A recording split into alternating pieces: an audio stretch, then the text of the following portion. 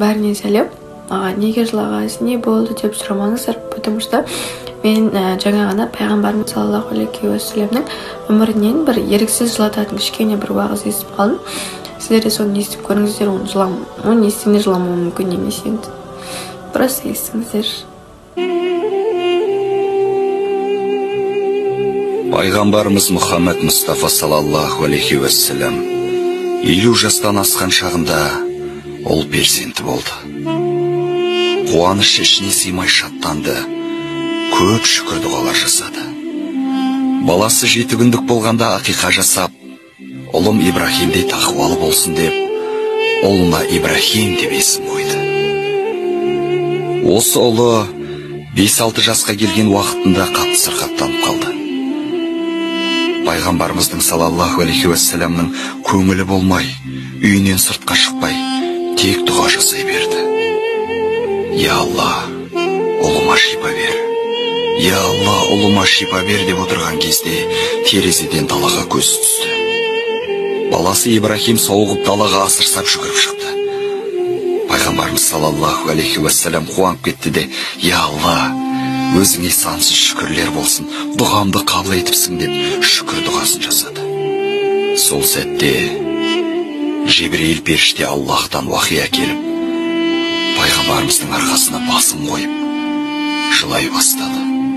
Пайғамбарымыз саллаллаху алейхи уассалам, о Жебірейіл, неге жылап жатырсыз? Қияметтің хабары келіп қалды ма деп сұрады. Жебірейіл жылап, жоқ Расулалла, сіз балам сырқатынан айтты деп қатты қуанып жатырсыз. Ұлыңызды қатты жақсы көресіз ғой, иә деді. Пайғамбарымыз, я Жебірейіл, мен расында да оны қатты жақсы көрем деді. Жебірейіл періште, я Расулалла, менің артымнан кімнің келіп тұрғанын білесіз бе деді. Пайғамбарымыз, кім келді деді. Жебірейіл, менің артымнан жан алушы періште Әзірейіл келіп тұр. Бүгін ұлыңыздың жанын алады. Аллах сізге ешқашан ұл перзент бермейді екен. Ұлыңызды сізден кейінгі адамдар пайғамбар деп шатастырып алмас үшін. Бір жүрекке екі махаббатқа орын жоқ. Не үмметіңіздің жанын таңдаңыз, не ұлыңыздың жанын таңдап құрбан етіңіз деді. Пайғамбарымыздың бүкіл өне бойы тітіркеніп кетті. Я Раббым, қартайған шағымда бұл қандай сынақ деп көзінен жас парлап отыра кетті. Жебірейіл де жылап тұрып, я Расулаллах, барлық періштелерге қол көтертіп қойдым. Өзімде дұға жасаймын. Келіңіз дұға жасайық. Ұлыңыз сіз дүниеден қайтқаннан кейін жанын алсын деп дұға қылайық. Аллах қабыл етеді деді. Пайғамбарымыз жылап, ей Жебірейіл, мен ұлымның өмірін сұрағалы жіберген пайғамбар емес едім деді. Үмметім, ей Алла, үмметім деп пайғамбарымыз жылап отыра қалды. Көзінен аққан жас сақалына танды. Мақұл, мен үмметімді таңдадым. Ұлым үмметімнің орнына садақа болсын. Егер барлық періштелер қолдарын көтеріп тұрған болса, дұға жасасын. Мен де дұға жасайын. Сіз де дұға жасаңыз, Жебірейіл досым. Ұлымды үмметімнің орнына садақа еттім. Аллахты қала үмметтеріме діндар перзент бергін, я Раббым деп жылап тұрып пайғамбарымыз дұға жасады. Сонда Расулалла, ұлыммен қоштасып алуға рұқсат берілеме деді. Жебірейіл періште, Әзірейіл періште сізден ұялып кірмей, сіздің рұқсатыңызды күтіп тұр. Расулалла далаға шығып қараса, Ибрахим сахабалардың балаларымен асырсап ойнап жүр екен.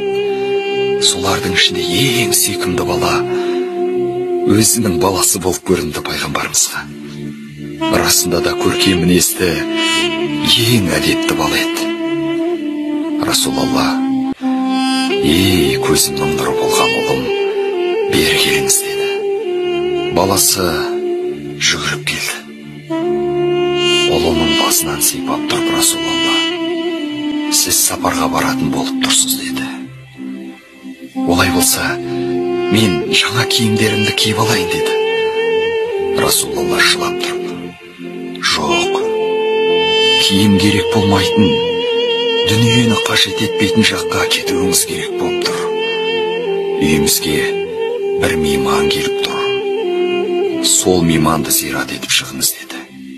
Ибрахим әкесі сияқты зейінді бала еді. Дереу түсінде де қолындағы жаңғақты көрсетіп: мынаны балалардан аманат қалып едім, осыны қайтарып беріп келейінші деді. Пайғамбарымыз: я Раббым, осындай аманатым бар деп тұр, қайтарып берсінші деді. Олы барып жаңғақты балаларға қайтарып беріп, барлық балалармен қоштасып шықты. Тіпті кейбіреулермен үлкен кісілерше жүзіне тегізіп, құшақтасып қоштасты. Жебірейіл періште тоқтамай жылап тұрды: я Расулаллах, келіңізші, дұға қылайық деп. Пайғамбарымыз ұлына қарап тұрды да: ұлы келіп: я Китай, кәне бастаңыз. Сіз ата-ана жайында маған көп деген хадистер айтқансыз. Сіздің алдыңызға түсіп жүрсем, құрметсіздік болады деді. Бұл сөз Расулаллахтың өзегін одан сайын өртеп кетті. Я Аллах, парасатты ұлым бар еді деп жылай бастады. Жолда бала сахабалармен қоштасты. Тіпті Әбу Бәкір Сыдықты құшақтап та жатты. Олар түсінбей, неге Расулаллах жылап жатыр деп қалысты. Үйге кірген кезде бала Әзірейілді көріп: әкетай, бұл мейман кім? Мен оған қарасам қорқам деді. Расулаллах: қорықпаңыз, бұл мейман сондай, әкеден баланы ажыратады. Бұл өмірдің қысқа әрі құнды емес екенін көрсетеді, қабірстанда көркетеді деді. Сол сәтте баласының басына ауру келді. Баласы: басым қатты ауырып жатыр деді. Расулаллах тізесін бүгіп: келіңіз ұлым, тіземе басыңызды қойыңыз деп айтты да ұлын қатты құшақтап: ей Жебірейіл, Әзірелге айтыңыз, баламның жанын ауыртпай алсын деді. Жебірейіл де жылап тұрды. Баласы әкесіне күлімсіреп бір қарады да жан тапсырды. Расулалла өзінің ұлының мәйітін өзі жуды, өзі кебіндеп, өзі жерлеп болды да жылап жіберді. Сахабалар: я Расулаллах, өзіңіз қайтарған нәрсені өзіңіз жасайсыз ба деді. Сонда Расулаллах саллаллаху алейхи уассалам: сіздер бүгінгі оқиғадан хабарларың жоқ. Егер бұл оқиға басқа бір адамның басына түскенде шыдап тұра алмас еді. Егер ұлым сіздердің балаларың болғанда, қазір орталарымызда ойнап жүрген болар еді. Міне сондықтан пайғамбарымыздың аты аталған кезде міндетті түрде салаллаху алейхи уассалам деп салауат айтуды ұмытпаңыздар.